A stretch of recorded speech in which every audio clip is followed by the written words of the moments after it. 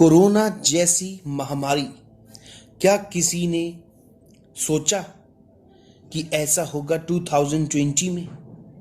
ये तो ऐसा लगता है जैसे कि डायनासोर ने भी कभी यह नहीं सोचा होगा कि एक दिन प्राय धरती पर हम लुप्त प्राय जानवर हो जाएंगे। आज जब हम पीछे मुड़कर इतिहास के पन्नों को पलटकर देखते हैं तो वाकई सच्चाई के दूसरे कई आयाम हमें देखने को मिलते हैं। और जैसा कि भगवान श्री कृष्ण ने भी कहा है कि नथिंग इज परमानेंट। डायनासोर जैसे प्राणी जानवर हो या इंडियन सब कॉन्टिनेंट में इंडस वैली सिविलाइजेशंस, सब हमें एक दिन लुप्त होती दिखी। अब पूरे संसार की बात की जाए तो पता चलता है कितनी ही सिविलाइजेशन आज इतिहास के पन्नों में सिमट कर रह गई। और हम अब चलते हैं वर्तमान की ओर, क्योंकि भविष्य में हमारा क्या होगा, संपूर्ण मानव जाति का क्या होगा, यह कहना वाकई मुश्किल ही नहीं, नामुमकिन है, क्योंकि इसका आंसर तो भविष्य के गर्भ में छुपा है। मानव हमेशा से अमर होने का प्रयास करता रहा है, चाहे वह एंशिएंट पीरियड की बात हो या एट प्रेजेंट की। कैसे मानव ने अपनी लाइफ में नए नए प्रयोग किए और उन्नत वैज्ञानिक इनोवेशन से उसने अपने आप को विकसित किया। लेकिन फिर भी नेचर की बात की जाए तो किस तरीके से नेचर हमें कुछ ही टाइम में कहां से कहां ले जा सकता है, यह सब हमें कोरोना ने सिखा दिया। मेरा नाम है संदीप और आप देख रहे हैं स्टडी दर्पण। अर्थ की बात की जाए तो हमको चारों तरफ पोल्यूशन ही पोल्यूशन दिखता है, ट्रैफिक ही ट्रैफिक दिखता है, क्योंकि जो आबादी है वो दिन प्रतिदिन बढ़ती जा रही है। फिर आखिर इसका इलाज क्या है? क्योंकि जैसे जैसे हम देखते हैं अगर फ्यूचर में हम किस तरीके से डायनासोर की तरह लुप्त प्राय जानवर, मतलब लुप्त क्योंकि आदमी ऑलरेडी एक जानवर है, तो आदमी एक लुप्त टाइप का ना बन जाए, तो इसके लिए क्या इलाज किया जाए? तो आज हमारा इसी पर है एलिजियम, दूसरी दुनिया। मानव हमेशा से अमर होने का प्रयास करता रहा है, चाहे वह एंशिएंट की बात हो या वर्तमान की। कैसे मानव ने अपनी लाइफ में नए नए प्रयोग किए और अपनी एज को, अपनी लाइफ एक्सपेक्टेंसी को 100 साल के आसपास पहुंचा दिया। आज जापान, यूरोप या मकाऊ की हम बात करें, जहां पर आदमी अपनी सबसे ज्यादा चरम सीमा पर पहुंच गया है, आसपास 100 साल के आसपास पहुंच गया है। अब बात आती है, क्या हम 300 से 500 साल वो भी बिल्कुल स्वस्थ भी जी पाएंगे? जी हां, कोरोना पीरियड में तो हमें बिल्कुल ऐसा नहीं नामुमकिन लगता। फिर क्या है इसका इलाज? कैसे मानव जाति अपनी संपूर्णता या अमरता को पा सकती है? यहां पर कुछ साइंटिस्टों की थ्योरी की बात की जाए या एलन मस्क की बात की जाए तो हमें पता चलेगा एलिजियम, जिसका मीनिंग है स्वर्ग, दूसरी दुनिया, अनदर वर्ल्ड। हम सभी को पता है कि स्पेस में या कुछ अदर प्लेनेट में वहां के 2 दिन अर्थ के सालों के बराबर हैं। ऐसे में अगर कोई पृथ्वी पर 100 साल का हो जाता है और किसी दूसरे प्लेनेट पर उसके कंटेम्पररी कोई आदमी रहता है तो वह मात्र 4 से 5 साल का ही होगा। है ना कमाल? ऐसे में हम अपनी एज को काफी बढ़ा सकते हैं। According to the future of humanities, जी हां, एक बहुत ही फेमस और पॉपुलर बुक है फ्यूचर ऑफ ह्यूमैनिटीज। इसके जो राइटर हैं वो तो जोश में यहां तक तर्क देते हैं कि हमारा भविष्य पृथ्वी पर नहीं बल्कि सितारों में है। इस बुक से हमें पता चला कि एलन मस्क जैसे अरबपति अंतरिक्ष यात्रा कैसे कर रहे हैं, क्यों लेजर पोर्टिंग अन्य गैलेक्सी आकाश गंगाओं तक पहुंचने का सर्वोच्च अच्छा तरीका हो सकता है। फ्यूचर में हमें या तो पृथ्वी छोड़नी चाहिए या हम नष्ट हो जाएंगे, क्या मानव की संभावनाएं वास्तव में गंभीर हैं? Are humanity's prospects really that dire? And doesn't this play into the nihilistic feeling that there is nothing we can do save this planet? जैसा कि सबसे पहले विशालकाय जानवर डायनासोर लुप्त हुए क्योंकि इनके पास अंतरिक्ष कार्यक्रम नहीं था, और यही कारण है कि आज डायनासोर नहीं है। दूसरी ओर हमें इसे पृथ्वी को प्रदूषित पोल्यूटेड करने का बहाने के रूप में इस्तेमाल नहीं करना चाहिए और न ही ग्लोबल वार्मिंग को रोकना चाहिए।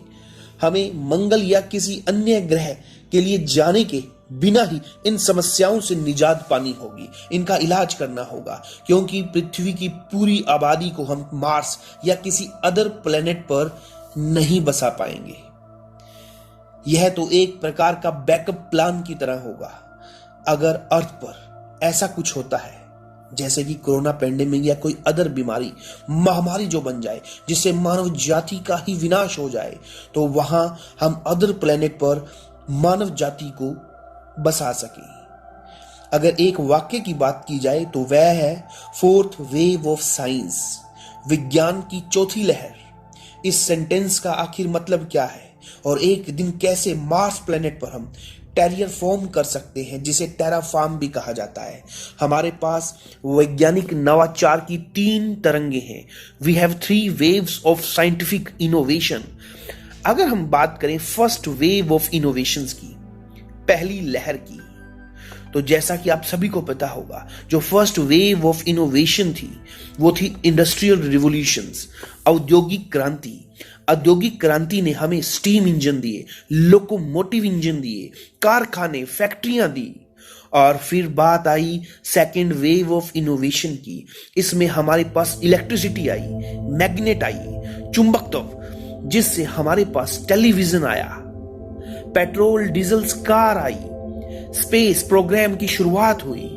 और थर्ड वेव ऑफ इनोवेशंस में क्या मिला हमें? High technique, computer, laser, internet. जी हां, और अब हम पहुंच चुके हैं फोर्थ वेव ऑफ इनोवेशन में, जहां artificial intelligence, AI, biotech, nanotech, ये सभी चीजें हमें मिली। अब इससे फायदा क्या होने जा रहा है? इससे मार्स जैसे प्लेनेट को देखने का नजरिया ही चेंज होने वाला है, या अदर प्लेनेट की बात करें तो उसमें हमारा नजरिया ही चेंज होने वाला है। हम सभी मार्स पर भविष्य के शहरों को देखना चाहते हैं। कैसे अब अलग अलग कंट्री या डेवलप कंट्रियां अपने जो मिशन है, स्पेस मिशन, या दूसरे प्लेनेट पर अपने मिशंस को अंजाम दे रहे हैं। चाहे यूएई की बात हो, जिसने मार्स पर होप नाम से अपना अभियान भेजा, चाइना की बात हो तो उसने भी किस तरीके से अपना वहां पर मिशन भेजा, यूएसए जो कि 30 जुलाई 2020 को अपना प्रोग्राम फिर से रिलॉन्च कर रहा है मार्स के लिए। तो किस तरीके से दुनिया में एक नई चेंजेस की शुरुआत हो रही है। पर यह संभव तो होगा, पर सभी के लिए नहीं। सिर्फ वेल्थी आदमी ही ऐसा कर पाएंगे। ना वहां पर बीमारियां होंगी और हर चीज होगी फुली ऑटोमेटिक। एज मानो थम सी जाएगी। हमें उम्मीद है कि इस सदी के अंत तक ऐसा हो सकता है। बट अगर ऐसा हमने कर दिखाया, जो कि संभव है लेजर बीम टेक्निक के थ्रू, साइंटिस्ट कहते हैं कि 1 सेकंड पर आप चांद पर होंगे और 20 मिनट पर आप मार्स में होंगे। जी हाँ, मंगल प्लेनेट पे। हम काफी अरसे से निकटतम सितारों के बीच हैं, परंतु बात की जाए लेजर पोर्टिंग इसकी, तो शायद बूस्टर रॉकेट या रेडिएशन या एस्टेरॉयड इफेक्ट्स की समस्याओं के बिना हम अदर गैलेक्सी या आकाश गंगाओं का पता लगाने में कामयाब हो सकते हैं। अगर यहां पर बात की जाए 1960 के दशक की, तो इसमें अंतरिक्ष बहुत महंगा था। जैसे कि आप सबको पता होगा 1969 के आसपास जब हम चांद पर गए, उसके बाद ये प्रोग्राम इतना ज्यादा फास्ट तरीके से नहीं चला। इसीलिए जब हम चांद पर गए तो हमने इसकी रुचि भी खो दी, इसका इंटरेस्ट खो दिया। अब हम अंतरिक्ष में एक नए स्वर्ण युग के बारे में बात कर रहे हैं, क्योंकि सिलिकॉन वैली के अरबपतियों का पूरा बेड़ा अपने बचपन के सपनों को पूरा करने में लगा है। अपने दम पर अंतरिक्ष का निर्माण कर रहा है। यहाँ पर स्पेस एक्स के मालिक की बात की जाए, उसके सीईओ की बात की जाए, एलन मस्क की, तो कैसे उसने falcon heavy moon rocket launch किया, वो भी अपनी मनी से। मतलब इसके लिए उन्होंने कहीं से भी फंडिंग नहीं जुटाई। मस्क, एलन मस्क और नासा दोनों ही अगली चुनौती के रूप में मार्स प्लेनेट पर केंद्रित हैं। हम उन समस्याओं के माध्यम से बात करें जिनका हम सामना करेंगे और हमें क्या समाधान मिल सकते हैं। हम अपने अंतरिक्ष यात्रियों को मंगल ग्रह पर भेजने में बहुत सावधानी बरतने जा रहे हैं। चांद पर जाने में केवल 3 दिन लगे और आप बात करें, सोमवार को चांद पर जा सकते हैं और शुक्रवार को चांद से वापस आ सकते हैं मून से। मार्स पर जाना एक पूरी अलग तस्वीर होगी। मंगल ग्रह पर आने में, वहां पर अगर अर्थ से हम मंगल ग्रह पर जाएं तो आपको 9 महीने लगेंगे और 9 महीने ही वापिस लगेंगे। तो मोटा मोटा बात की जाए तो आपको अर्थ से मार्स और मार्स से अर्थ में आने में 2 साल का टाइम लगेगा, जहां भारहीनता, माइक्रोमीटरॉइड्स, सभी समस्याएं मिलेंगी और ऊपर से मार्स जो है वो जमा हुआ भी है। हमें सतह को गर्म करना होगा। इसे ही टेरा फार्मिंग कहा जाता है। क्या हम एक दिन बाहरी अंतरिक्ष में एक और सभ्यता के साथ संपर्क करेंगे? अगर ऐसा है तो कब? और क्या आप स्टीफन हॉकिंग से सहमत हैं, जिन्होंने स्पेस के खतरों के बारे में हमें चेतावनी दी थी? अपनी लाइफ में पहले ही उन्होंने आगाह कर दिया था। तो कंक्लूजन की बात की जाए तो संपूर्ण मानव जाति को अपना अस्तित्व बचाने के लिए ना सिर्फ पृथ्वी को बेहतर करना होगा, इसको बेहतर बनाए रखना होगा, बल्कि दूसरे ग्रह को भी खोजने में एक साथ काम करना होगा, ताकि आने वाली पीढ़ियों को हम बेहतर और बेहतर विरासत में कुछ दे सकें। तो आपको ये वीडियो कैसा लगा? प्लीज कमेंट कीजिए, शेयर कीजिए एंड सब्सक्राइब कीजिए। मिलते हैं हम अपने नेक्स्ट वीडियो में, तब तक के लिए गुड बाय।